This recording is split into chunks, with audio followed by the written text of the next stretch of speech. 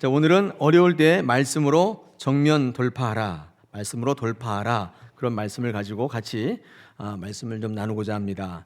한 해가 다 저물어 가고 있는데 여러분께 여쭐 게 있습니다. 올 한 해 동안에 성경 얼마나 읽으셨어요? 뭐 정하셔서 통독도 하시고 많이 하셨죠. 얼마나 읽으셨습니까? 제가 이제 이런 질문을 드리면 많은 분들이 대답이 다 비슷합니다. 삶이 너무 바쁘고 힘들어가지고 성경 볼 시간이 별로 없다. 그렇게 말씀하는 분들이 우리 주변에 많이 있죠. 근데 그만큼 우리의 삶이 어렵고 힘들어졌다는 것에 반증이지 않을까 싶습니다.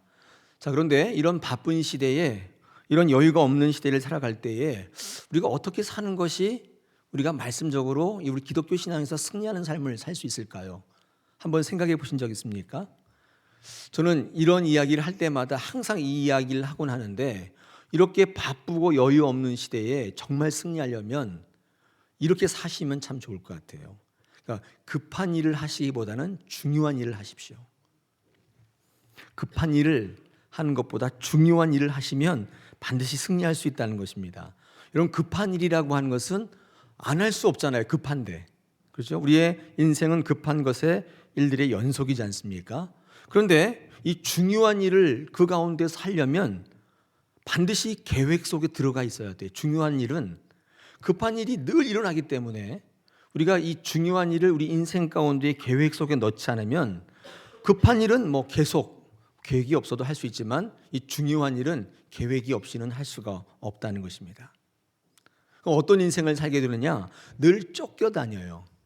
오늘 이 화면에 보시면 고든 맥도날드 목사님이 지은 책, 되게 유명한 베스트셀러이며 스테디셀러인데, 내면 세계의 질서와 영적 성장.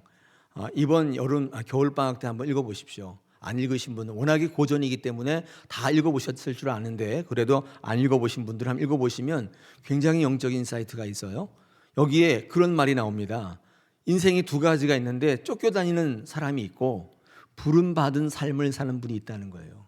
어떤 분은 늘 쫓겨다녀요. 급한 일만 하면서 발등에 불 떨어진 것 끈으로 살아가는 분이 있는가 하면, 어떤 분은 하나님의 부르신 상을 위하여 부름받은 삶을 살아가는 사람이 있다는 것입니다. 한번 돌이켜 보시면 올 한 해 여러분 어떤 삶을 사셨습니까? 날 쫓겨다니셨어요? 급한 거 불 끄느라고? 아니면 하나님께서 부르신 그 부름의 사명 감당하시기 위해서 사셨습니까? 한번 우리 이 시간에 한번 같이 살펴보기를 원합니다. 이번 12월 한 달은 우리 2017년도를 좀 돌아보면서 새롭게 깨닫고 발견하고, 또 그것을 통해 다가오는 2018년도를 새로운 시간으로 채워가시기 위해서 우리 말씀을 좀 묵상하는 시간을 좀 갖고자 합니다. 우리 지난 시간에 세상을 이기는 성도라는 설교 이어서 오늘은 어려울 때일수록 우리 말씀으로 돌파하라 는 제목을 가지고 오늘은 말씀의 삶에 대해서 같이 은혜를 좀 나누고자 합니다. 오늘 읽으신 본문 17장, 우리 사도행전 17장에는 이 바울이 세 도시에서 말씀을 증거하는 게 나옵니다. 근데 우리가 읽은 본문은 지금 베레아 지역만 읽었는데, 우리 1절부터 9절까지 합하여서 이 데살로니가 지역에 말씀을 전하는 것과 합하여 말씀을 좀 같이 나누기를 원합니다. 여러분, 이 도시에서 말씀을 증거할 때 이 접근하는 방법이 다 달랐다는 것입니다. 한마디로 말하면 이 전도의 전략이 달랐어요. 이 전도의 전략이 다르니까 열매도 달라지고 이후에 영향력도 달라지더라는 거예요.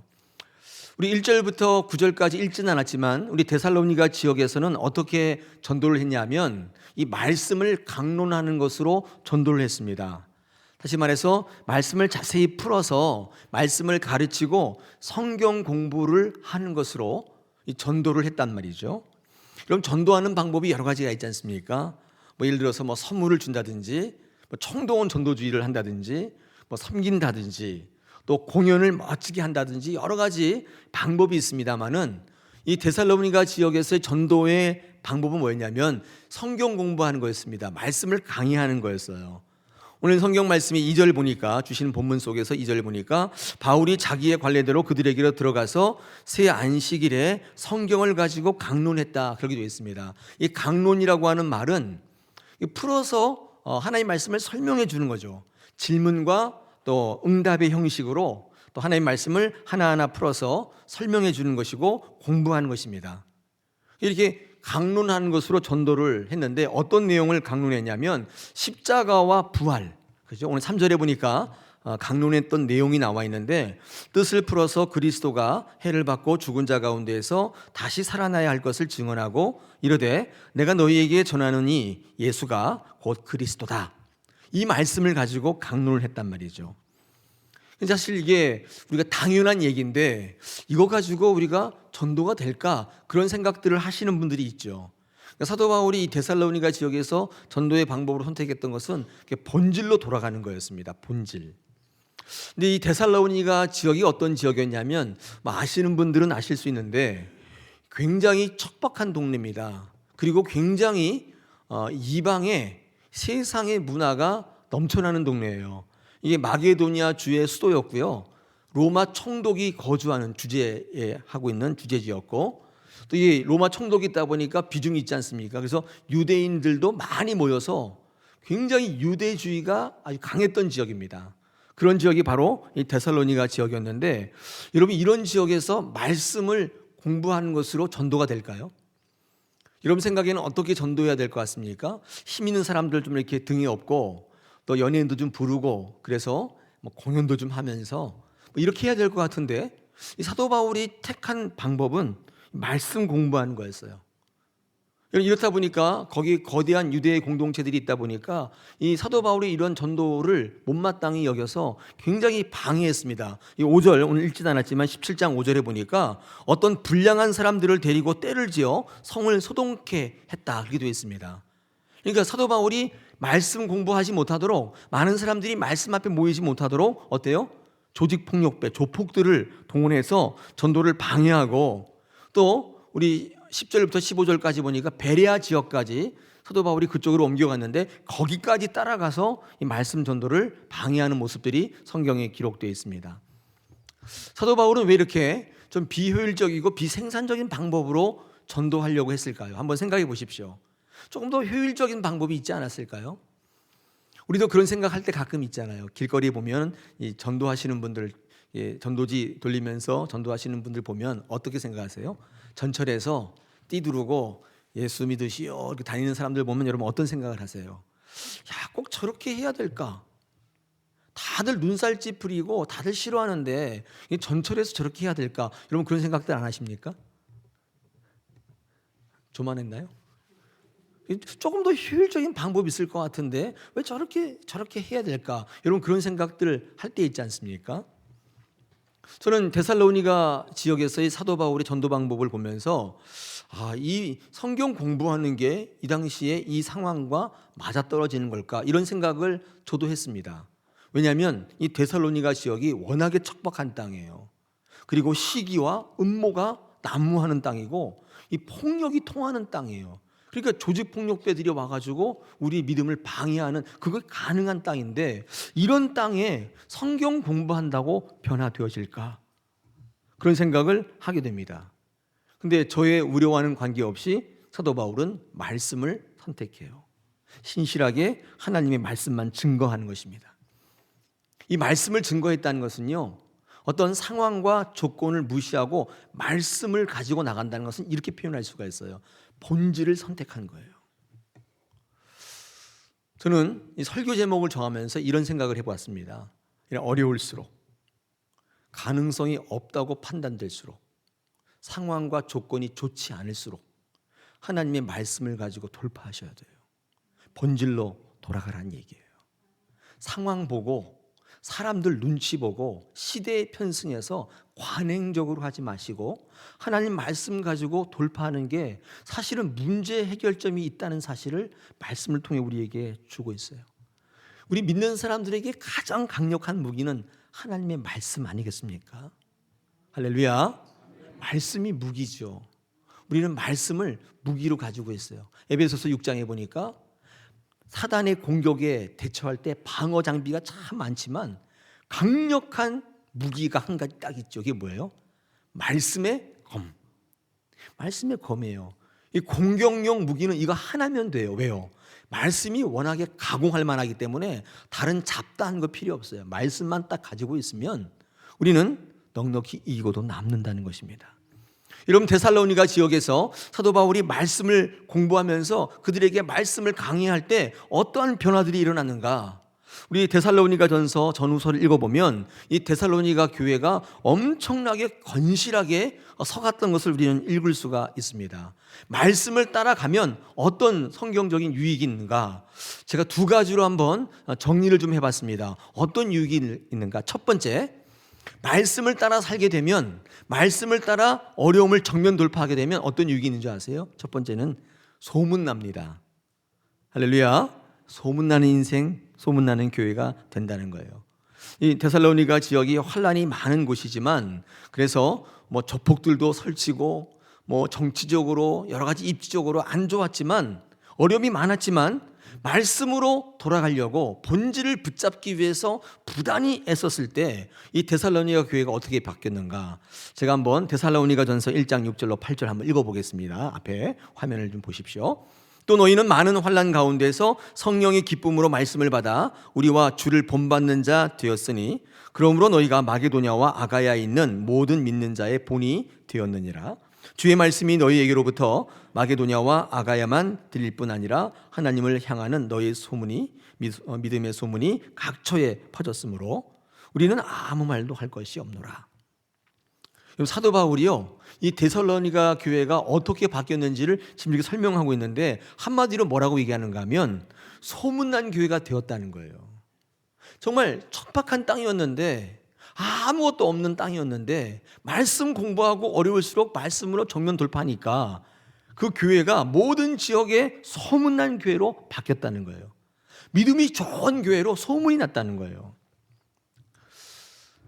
저희 교회도 이랬으면 참 좋겠습니다. 하나님께서 우리 교회에 좋은 소문이 났으면 좋겠습니다. 비록 작은 공동체이지만 말씀으로 하나가 되었다, 말씀으로 믿음의 본이 될 만하다. 이 양천 지역에, 아니 서울시에 많은 교회가 있지만 저런 작은 교회에서 어떻게 저런 일들이 일어날 수 있을까? 이런 믿음의 소문이 나는 교회가 되었으면 참 좋겠습니다. 이게 소문이 중요하잖아요. 소문. 음식점에도 소문 중요하죠. 음식점에 맛이 좋아야 되는 소문이 나야 되지 않습니까? 그래야 장사되죠.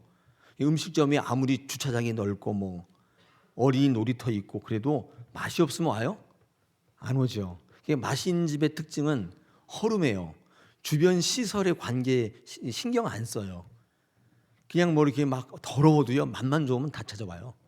근데 맛이 없는 곳의 특징은 주차장이 넓어요. 그리고 식당 안에 어린이 놀이터도 있고 별게 다 있어요. 근데 밥 먹어보면 별로예요. 제가 어디라고 얘기하지는 않겠지만, 네, 그런 데 많지 않습니까? 제가 전에 있던 교회에 어떤 목사님들이 밥 먹으러 가자 그래서 따라갔더니 양평에 어디 뭐 산속으로 막 가는 거예요. 산을 한 2개 넘더라고요. 근데 거기에 중국집이 있어요. 산속에. 팔선생이라고 들어봤어요?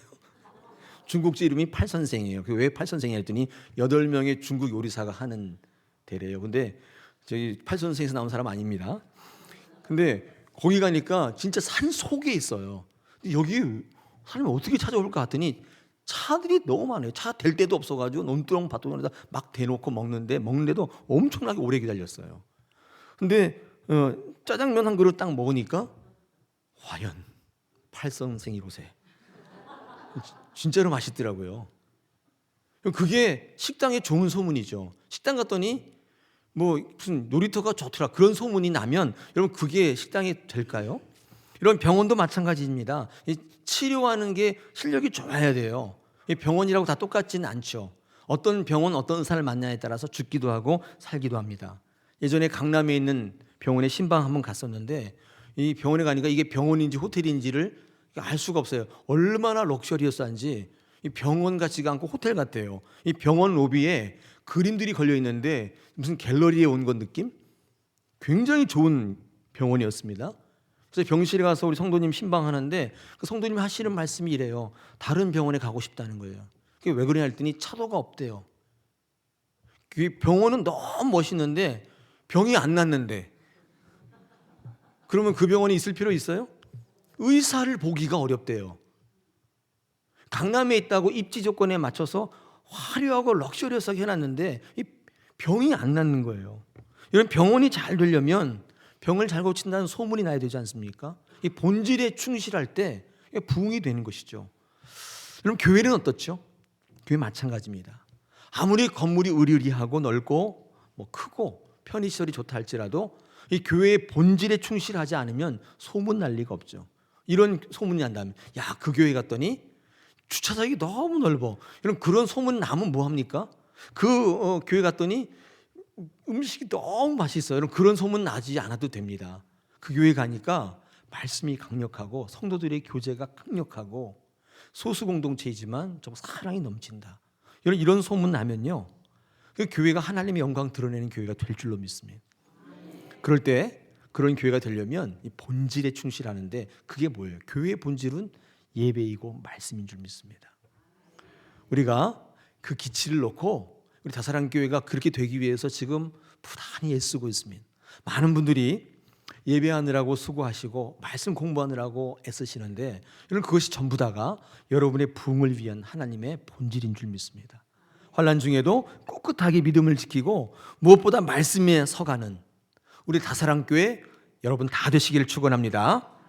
자, 데살로니가 교회가 이런 어려운 가운데도 말씀을 붙잡았더니 어떤 평가를 받는가 한 번 더 읽겠는데, 데살로니가전서 1장 3절에 보니까 이렇게 적고 있습니다. 너희의 믿음의 역사와 사랑의 수고와 우리 주 예수 그리스도에 대한 소망의 인내를 우리 하나님 앞에서 쉬지 않고 기억함이 되었다. 지금 갖다 붙일 수 있는 모든 칭찬은 다 붙어 있어요. 믿음의 역사와 사랑의 수고와 소망의 인내를 이루는 교회가 되었다는 것입니다. 최고의 찬사를 다 하고 있습니다. 그것으로 말미암아 성도들의 삶에 원동력이 되고 어려울수록 오직 말씀, 그것을 붙잡을 때 은혜가 넘치는 교회가 되었다고, 소망의 인내를 갖는 그런 교회가 되었다고 사도 바울은 평가하고 있습니다. 그렇죠. 여러분 인생 가운데 이 말씀이 여러분 속에서 어떤 관계를 갖느냐에 따라서 우리의 승패가 결정됩니다. 이 성도의 승리와 패배는요, 이 말씀과의 관계 속에서 이루어지는 사실을 여러분 잊지 마십시오. 어려울수록 본질로 돌아가셔야 돼요. 말씀으로 정면 돌파하셔야 돼요.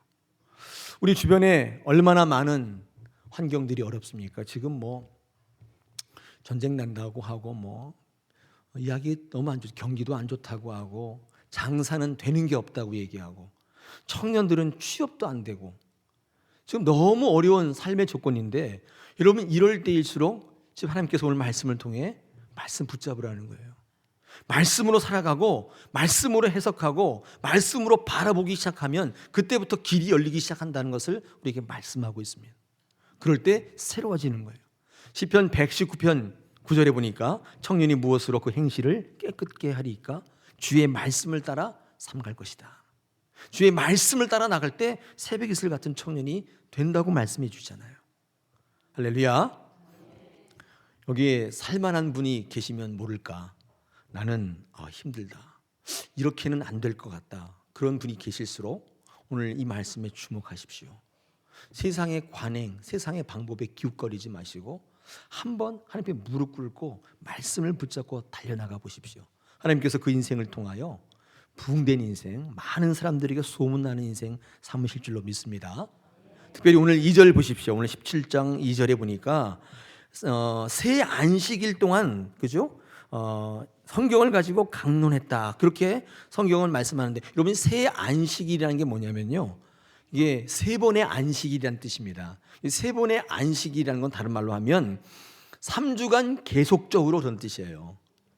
조금 더 신학적 의미를 좀 부여하면 이 세 주간이라고 하는 것은 한 주, 두 주, 세 주일 수도 있지만 그 안에 어떤 의미가 있냐면 그냥 완벽하게, 3이라는 게 완전수니까 완전하게 오랫동안 지속적으로 끊임없이, 그런 뜻이죠.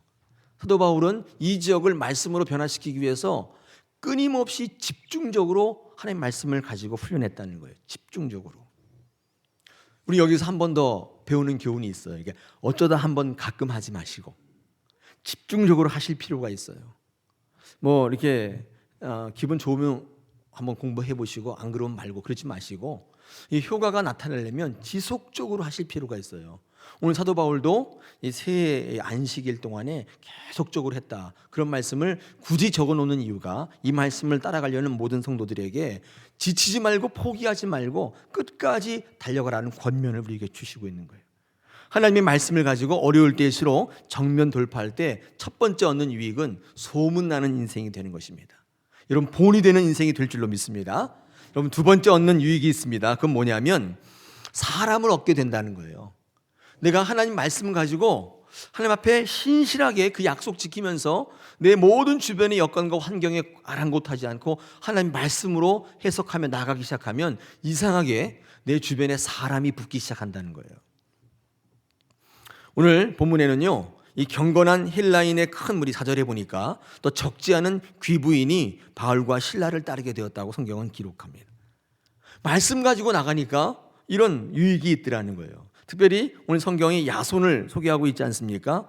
이 야손이라는 사람이 어떤 사람인가 보면, 여러분 우리 5절 같은 데 보니까, 그죠? 7절 같은 데 보니까 야손이 나오는데, 이 야손은 이 바울과 실라를 자기 집에 유숙해 하고 또 편의를 제공하는 그런 사람이었습니다. 근데 보통 한 게 아니라 이 바울과 실라 같은 경우는 어떻게 보면 중범죄자죠. 왜냐하면 예수님이 왕이라고 설교하고 다니기 때문에 이 로마 식민지 상황에서는 일종의 국가 반란죄예요. 로마 황제가 왕인데 예수가 왕이라고 설교하고 다니면 걸면 걸리는 거죠.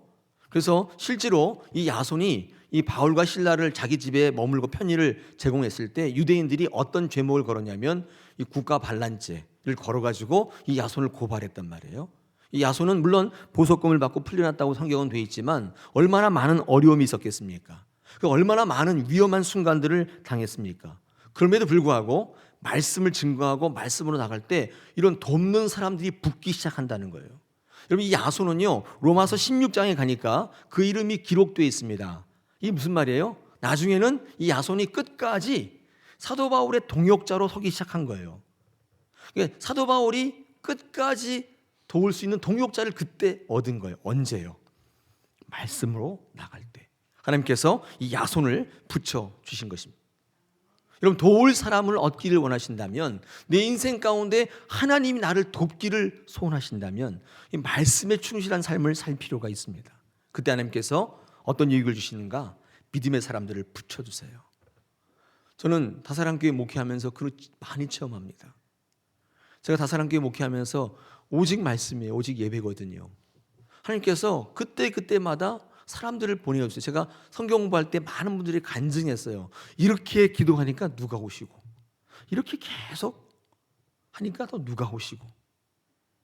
저희 다사랑교회에 필요에 따라 하나님께서 보내주시는 동역자라는 생각을 지울 수가 없어요. 어떻게 저런 분이 우리 교회에 오시는가, 그런 생각을 할 때가 참 많이 있습니다. 여러분, 이것은 교회에서 저뿐만 아니라 하나님의 말씀을 가지고 어려움을 돌파하시기로 결정한 모든 성도들 가운데 이런 유익이 있을 줄 믿습니다. 돕는 사람이 붙는 거예요. 여러분, 다윗이 사울 왕을 피해서 도망 다닐 때 나중에 어디까지 도망가냐면 이 아둘람이라고 하는 굴까지 도망가요. 우리 사무엘상 22장에 기록되어 있는데 도망갈 데가 없어요. 그래가지고 그 굴에 기어 들어간 거예요. 근데 참 이상한 일은요, 그 굴에 사람들이 한두 명씩 모이기 시작하더라는 거예요. 그래서 300~400명이 모였어요. 이상하지 않습니까? 동굴에 뭐 볼 게 있다고 거기에 사람들이 모입니까? 이유가 뭘까요? 왜 그 동굴에, 아둘람 굴에 사람들이 모이기 시작했을까요? 이유는 한 가지입니다. 다윗이 하나님의 말씀을 가지고 원칙을 세워서 그 말씀대로 살아갔기 때문에 많은 사람들이 뭘 봤냐면, 저 사람은 절대 상황과 조건에 변개하여 우리를 버릴 사람이 아니구나. 하나님의 신뢰가 자기의 신뢰로 옮겨온 거예요. 그때 많은 사람들이 동굴일지라도 모이기 시작하는 거예요. 우리 교회는 동굴은 아닙니다만은 우리 교회 사람이 모이게 하는 방법은 하나예요. 우리가 말씀을 따라 원칙을 세워 예배하는 교회. 말씀으로 살아가기로 결단한 성도들이 자꾸 일어나면서, 여러분 보십시오. 우리 교회 사람들이 몰려오기 시작하는 거예요. 그때 하나님께서 그 사람들 통해 믿지 않는 생명을 구하고 이 지역을 밝히는 위대한 교회로 분명히 들어서실 거라고요. 다윗은 그때 통일왕국에서 쓰임받는 모든 인재를 다 얻습니다. 신기하지 않아요? 그 가장 어려울 때, 동굴에서 숨 죽이고 바짝 엎드려 있을 그때 사람들이 찾아오기 시작하더라는 거예요. 사랑하는 여러분, 우리 믿는 사람들은 어려울 수 있습니다. 우리 성도들은 어떤 위치에도 있을 수 있어요. 그때 우리는 세상의 관행 쫓으며 여기저기 기웃거리는 삶이 아니라 말씀으로 살아갈 때임을 잊지 마십시오. 하나님께서 그들을 돕는 사람들을 붙여주시고 물질들을 붙여주실 줄로 믿습니다. 자, 근데요, 중요한 게 있습니다. 그렇게 말씀을 통해서 소문이 나고 사람을 얻고 물질을 얻고 그런 유익을 누리게 하시는데 우리의 삶의 현장을 보면 꼭 그런 것만은 아니더라는 거예요. 오도코 목사님이라는 분이 이런 책을 쓰셨습니다. 교회의 주인은 사람이 아니다. 네, 그런 책을 쓰셨는데 그 목사님이 거기서 이런 질문하셨어요. 이 교회에서 누가 가장 교만한가? 교회 안에서 누가 가장 교만한가? 생각해 보십시오. 누가 가장 교만한가요? 오래 신앙생활한 사람이 교만해요? 아니면 지금 막 신앙생활을 시작하려는 사람이 교만합니까? 헌신을 많이 한 분이 교만하든가요? 헌신 안 하신 분이 교만하든가요? 대답해 보세요. 네, 그 목사님은 이 책에서 뭐라고 얘기하냐면 이렇게 얘기합니다. 다 그런 건 아니지만 많은 경우에서 신앙생활 오래 하신 분이 또 헌신을 많이 하시는 분이 그렇지 않은 사람보다 더 교만하더라는 거예요. 제가 그거 읽으면서 말도 안 된다. 아니, 그러면 신앙생활 오래 할수록 믿음이 없다는 얘기예요? 이런 말도 안 되는 얘기가 어디 있어요? 오래 믿을수록 믿음이 더 나빠진다면 이게 말이 되는 얘기예요? 근데 여러분 실제로 한번 보십시오. 주변에 보면 그런 경우가 없지 않아 있단 말이죠. 왜 이런 일이 벌어질까요? 정말 말씀 따라 신앙을 따라 살아갔는데 사람을 붙여주시고 소문나게 하시겠다고 해놓고는 우리 실제 삶 속에 그렇지 않는 경우들도 있다는 것입니다. 왜 그럴까요? 왜 이런 일들이 벌어질까요? 저는 이렇게 결론을 내립니다. 이 말씀을 받을 때 우리가 말씀을 가지고 정면 돌파할 때 그때 이 말씀을 받는 우리의 태도가 굉장히 중요해요. 태도. 오늘 여러분이 꼭 기억하셔야 될 중에 하나가 이 태도입니다. 이 말씀을 받을 때의 태도예요. 하나님의 말씀을 많이 읽고 듣는 것도 굉장히 중요한 일입니다. 그런데 더 중요한 것은 어떤 자세로 읽고 듣는가예요. 말씀이 능력이 있지만 그 말씀이 열매 맺지 못하는 이유는 그 말씀을 받을 때 자기 기준으로 내가 판단하는 자세로 말씀을 받기 때문이에요. 설교 들을 때 이런 경험 있죠. 도무지 동의가 안 돼요. 아멘이 안 돼요. 그런 경험 한 적 없으십니까? 여러분 그럴 때 어떻게 하세요? 어떻게 그때 그 상황을 어떻게 하십니까? 아, 저건 또 목사가 하는 말이로구나. 교회용 멘트구나. 세상과는 동떨어진 이야기구나. 그렇게 무시하고 흘려보내십니까? 어떻게 하십니까? 오늘 우리가 읽은 10절부터 15절까지 말씀에 이 베레아 지역에 있는 성도들이 소개되어 있는데 그때 그들은 어떻게 했는가가 성경에 소개되어 있습니다. 오늘 11절 12절에 보니까 이렇게 기록하고 있죠.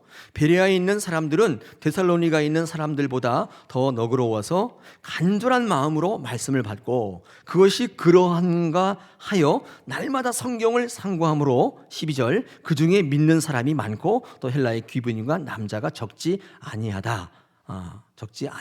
이렇게 적혀 있습니다. 베레아 지역의 사람들도 우리가 똑같이 성경 말씀을 들을 때 설교를 들을 때 저게 말이 되는 이야기야? 동의가 안 되고 아멘이 안 되는 적이 많았단 말이에요. 근데 그럴 때 어떻게 했는가? 이거는 말도 안 된다. 그러면서 이게 쳐낸 게 아니라 어떻게 돼 있습니까? 이것이 그러한가 안 그런가? 날마다 말씀으로 상고했다는 거예요. 다시 말해서 그들의 판단의 기준은 말씀이었던 거예요. 동의 안 될 수 있습니다. 인정이 안 될 수가 있어요. 근데 내 성향과 내 취향대로 내 기준 판단대로 하는 게 아니라 그게 말씀에 뭐라고 하는지를 날마다 상고했다는 것입니다. 그것 가지고 판단했다는 거예요. 여러분 성경 읽는 것도 중요한데 더 중요한 게 그 오도코 목사님이 이렇게 얘기합니다. 성경이 나를 읽게 하라. 성경이 나를 읽게 하라는 거예요. 내가 성경 읽는 것도 되게 중요한데 더 중요한 것은 성경이 나를 읽게 하라. 여러분, 성경이 어떻게 나를 읽습니까? 방법이 있어요. 이거예요. 내가 성경의 말씀대로 살아가는 거예요. 성경적 삶을 살아가는 게 성경이 나를 읽는 것입니다. 그럴 때 능력이 나타나요. 내가 성경을 읽는 것이 아니라 성경이 나를 읽게 하시는 거예요. 그 책에 이런 이야기 있더라고요. 어떤 시험이 든 성도님이 한 분 계셨답니다. 어떤 시험인가 목사님을 찾아와서 상담을 하시는데 어떤 상황 속에서 이렇게 시험이 드셨는가 물어보니까 그 교인이 이렇게 이야기하더라는 거예요. 어떤 교인에게 돈을 빌렸는데 자꾸 돈 갚으라고 독촉하더래요. 성경의 원수도 사랑하라고 했는데 어떻게 이 교회 성도들은 이렇게 사랑이 없냐? 근데 그렇게 이야기하더라는 거예요. 이 목사님이 그 얘기 듣고 이렇게 이야기하셨다는 것이죠. 성경에서 원수를 사랑하라는 말씀은 성도님이 그렇게 하라는 얘기예요. 그렇죠? 그렇게 말씀을 받아야 맞는 것이죠. 다른 사람더러 원수 사랑하라고 하면서 내 빛을 받을 생각하지 말라고 한다면 여러분, 그것은 성경을 바로 읽으신 게 아니에요. 여러분, 교회에 사랑이 없다고 생각되십니까? 그러면 성경의 말씀대로 나부터 사랑하기 시작하면 되는 거예요. 교회에 헌신함이 없다고 생각되세요? 이 교회는 왜 이래? 생각이 되십니까? 그러면 성경에서 우리에게 권고하신 대로 나부터 헌신하는 삶을 살면 되는 거예요. 나는 원래 잘하고 있는데 다른 사람들이 잘 안 한다, 그렇게 생각이 드십니까? 왜 그럴까요? 왜 그러냐면요, 성경 말씀을 내게 적용하지 않고 다른 사람들이 지켜야 할 말씀으로 생각하게 되면 그때부터 억울함이 들어와요. 그때부터 손해보는 것 같은 생각이 들어오고 그때부터 비난이 시작돼요. 그러므로 성경 말씀은 철저히 내게 주시는 말씀으로 받아야 돼요. 내게 주시는 말씀이에요. 왜 이렇게 교회에 헌신이 없어? 이 교회에 사랑이 없어? 그 말씀, 그런 생각이 들 때 어떻게 생각하셔야 돼요? 나더러 사랑하라고 하는구나, 나더러 헌신하라고 하는구나. 여러분, 그렇게 받으면 정확해요. 성경은 어떤 경우든지 내게 주시는 성찰과 결단의 말씀이지 절대로 다른 사람을 판단하는 기준으로 주신 적이 없어요. 내게 주시는 말씀이에요. 오늘 특별히 11절에 보십시오. 이 베레아 지역에 있는 사람들이 어떻게 말씀을 받았다고 되어 있습니까? 네? 간절한 마음으로 말씀을 받았다, 그렇게 되어 있죠. 간절한 마음으로. 이 베레아 지역에 있는 사람들은 말씀을 받을 때 그 태도가 참 좋았다는 거예요. 마음의 자세와 태도가 너무 좋았어요. 보통 말씀이 우리 가운데 역사하시기 위해서 몇 가지 조건이 있는데 성경을 읽어보면 여러 가지 조건이 나옵니다. 순종하라, 열정적으로 하라, 반복하라, 지속성을 가지고 하라, 이런 말씀들 많이 하는데 이거 한마디로 말하면 말씀에 대한 나의 자세요, 태도를 바르게 하라고 얘기하는 거예요. 그때 말씀이 역사하시기 시작해요. 말씀을 가지고 정면 돌파하면 소문나고 그리고 사람들이 붙고 물질이 붙어야 되는데 그렇지 못한 현상이 우리 가운데 있다면 그 이유가 뭔가? 그 말씀을 받을 때에 우리의 마음의 자세에 문제가 있다는 것입니다. 우리 이 겉으로 나타나는 태도는 겉모양이 아니에요. 내 마음속에 있는 내면의 생각이 겉으로 드러나는 표현이에요. 내 태도가 내 마음인 거예요. 이런 이게 애들 수업할 때 보면 이렇게 삐딱하게 앉아있는 애들 있잖아요. 이렇게 앉아있는 애들. 이런 애들은 뭐예요? 선생님이 판사하려고 뒤로 딱 돌아서면 바로 애들이랑 얘기하잖아요. 그 태도에 그 마음이 드러나 있잖아요. 올바른 태도는 올바른 마음을 드러내는 외적인 표현인 것입니다.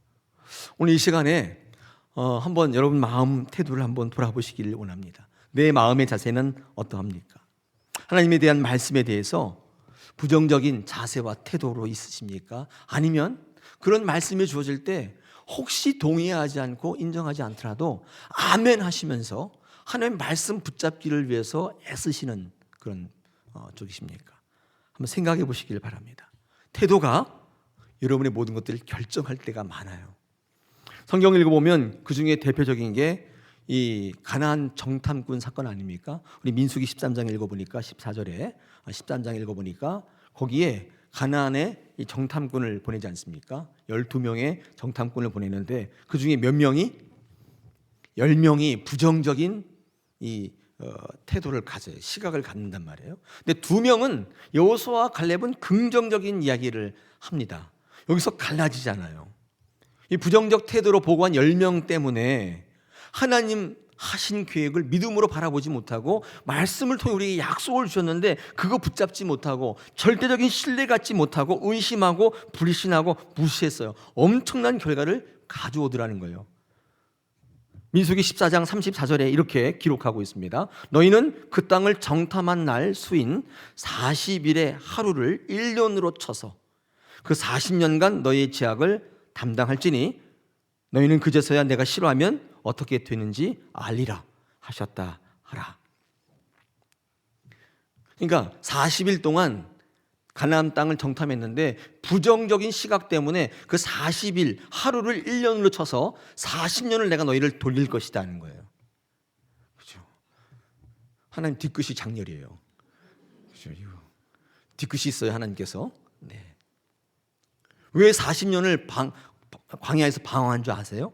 그 40일 동안 정탐한 그날에 내 말씀 붙잡지 못하고 눈에 보이는 어려움이 있는데 말씀으로 정면 돌파하지 않고 자기의 부정적 시각을 이야기해요. 하나님은 너무 화가 나신 거예요. 이제까지 넌 나를 믿고 뭘 했냐? 여기까지 너를 인도하신 너희 하나님을 왜 그렇게 모르냐? 아직 훈련이 부족하다는 생각을 하신 거예요.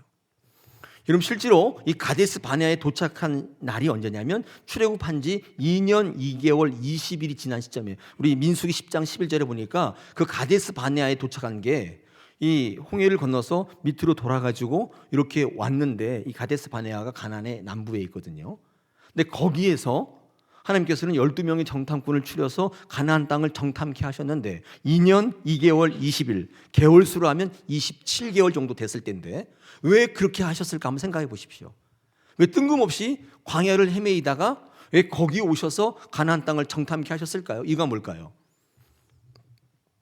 저는 민수기 13장 읽으면서 이런 분위기를 느꼈습니다. 아, 광야에서 방황을 끝내려고 하시는구나. 여기서 가나안 땅으로 들여보내게 하시려고 하는구나. 그게 확실히 느껴지지 않습니까? 그런데 그들이 부정적인 태도, 하나님의 말씀을 가지고 어려움을 돌파해야 되는데 그런 믿음이 필요한데 그러지 않고 부정적 인식을 가질 때 27개월 만에 끝날 방황 생활을 40년 연장했어요. 27개월이면 끝날 그 광야 생활을 40년. 우리가요 왜 하나님의 말씀대로 살아야 되는지 이유를 아십니까? 그는 우리 인생이 돌아갈 수 있어요. 그냥 이룰 수 있는데 하나님 말씀 의지하지 않고 세상 바라보면서 남들이 그렇게 하니까 나도 그렇게 하겠다. 남들이 그렇게 되는 거 보니까 다 그렇게 되는구나 생각해서 가시면 돌아갈 수 있어요. 40년을 돌아간다는 것입니다. 사랑하는 여러분, 우리는 여호수아와 갈렙을 잘 알고 있습니다. 그들도 똑같은 상황이었는데 다 죽고 그들만 살아남을 수 있었던 이유는 똑같은 상황이었어요. 그런데 그들이 살아남은 이유는 상황이 유리했기 때문이 아니에요. 그 불리한 상황을 바라보는 그들의 시각 때문, 그 마음의 태도 때문이었어요. 우리 믿는 사람은 상황 때문에 절대로 망하지 않아요. 그 상황을 바라보는 내 마음의 자세 때문에 망하는 거예요. 오늘 이 시간 이제 우리가 한 해를 마무리하고 있지 않습니까? 그리고 새로운 한 해를 바라보는데 어려움이 너무 넘쳐나요. 지금 아까 제가 말씀드린 것처럼 제정신 가지고는 뉴스를 못 보겠어요. 불안하고 초조하고 뭐 미군 가족들은 다 간대요, 집으로. 그리고 아무튼 이 뉴스 들어보면 소망이 없는 땅 같아요. 근데 또 한쪽에서는 부어라 마셔라, 연말이라고 지금 난리고. 지금 이런 상황 속에서 경기도 안 좋고 이럴 때 여러분 어떻게 사시기로 결정하셨어요? 아, 이럴 때일수록 내가 세상적으로 살아야겠구나. 더 열심히 노력해서 실력을 키워야겠구나. 여러분 그렇게 생각하셨습니까? 그것도 필요하죠. 근데 오늘 우리 믿는 분들에게 하나님께서 뭐라고 말씀하시는가? 말씀으로 정면 돌파라는 거예요. 말씀 알기를 더 귀하게 여기고 하나님 약속 붙잡고 나가면 베레아나 데살로니가 지역과 별반 없는 우리 삶의 터전에서 하나님께서 귀한 것들을 이루어내시고 믿는 사람들 승리함으로 이끄시겠다는 거예요. 할렐루야. 그게 우리 다사랑 교회의 약속이고 이 교회에 거하는 많은 성도님들이 승리하는 방법인 줄로 믿습니다. 할렐루야. 오늘 이 말씀을 여러분 붙잡으시기를 축원합니다. 한 해를 잘 마무리하시는데 이런 말씀으로 잘 매듭 짓고 밝아오는 또 한 해 동안에 말씀으로 승리하는 다사랑 모든 교회 또 성도님들 되시기를 축원합니다.